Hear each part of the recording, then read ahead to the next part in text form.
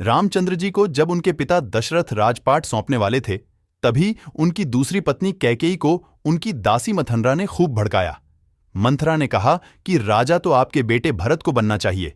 इसके बाद कैकेयी ने राजा दशरथ से 2 वर मांगे। पहला, भरत को गद्दी मिलनी चाहिए और दूसरा, राम को 14 वर्ष तक वन में रहना होगा। राजा दशरथ को अपनी पत्नी के वर पूरे करने पड़े।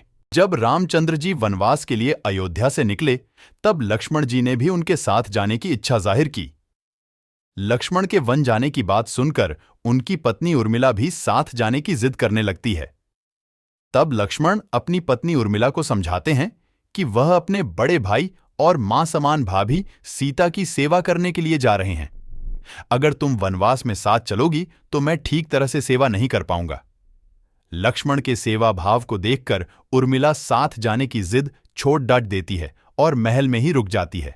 वन में पहुंचकर लक्ष्मण भगवान राम और सीता के लिए एक कुटिया बनाते हैं।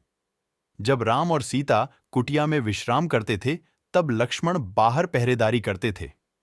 वनवास के पहले दिन जब लक्ष्मण पहरेदारी कर रहे थे, तब उनके सामने निद्रा देवी प्रकट हुईं।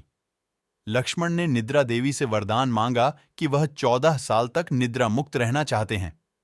निद्रा देवी ने कहा कि तुम्हारे हिस्से की नींद किसी और को लेनी होगी। लक्ष्मण कहते हैं कि उनके हिस्से की नींद उनकी पत्नी को दे दें। इस कारण लक्ष्मण 14 साल तक नहीं सोए और उनकी पत्नी उर्मिला लगातार 14 वर्ष तक सोती रही। 14 वर्ष बाद जब भगवान राम और माता सीता के साथ जब लक्ष्मण अयोध्या वापस आए, तब नींद की अवस्था में रामचंद्र जी के राज तिलक समारोह में उर्मिला भी उपस्थित थीं।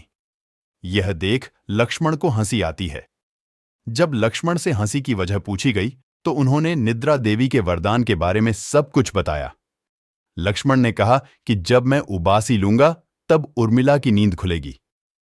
लक्ष्मण जी की इस बात को सुनकर सभा में मौजूद सभी हंस पड़े। सभी को हंसते देख उर्मिला लज्जावश समारोह से उठकर बाहर चली जाती हैं।